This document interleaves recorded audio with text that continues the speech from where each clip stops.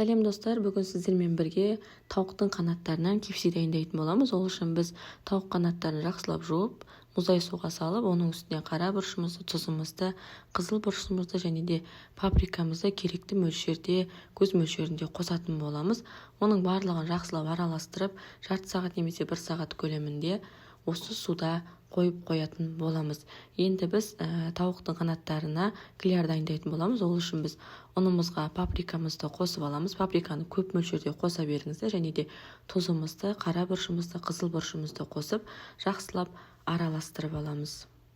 Табамызға көп мөлшерде сұйық майымызды құйып аламыз. Бірінші біз тауықтың қанаттарын суымызға, судан соң ұнымызға жақсылап араластырып, қайтадан суға просто бір тығып аласыздар да, қайтадан ұнға араластырып, қызып тұрған майымыздың үстіне салып шығасыз. Тауық қанаттарының барлығын осылай істеп шығасыздар. Қызып тұрған майымызға осылай екі жағында сап-сары қылып қуырып аласыздар. Іші толық піседі. Міндетті түрде жасап көріңіздер. Арнаға тіркелмеген болсаңыз, тіркеліп кетуді ұмытпаңыз. Сіздермен бірге болған Жансая ас болсын. Келесіде қандай тамақ рецептін түсіргенін қалайсыздар, комментарий бөліміне жаза кетіңіздер.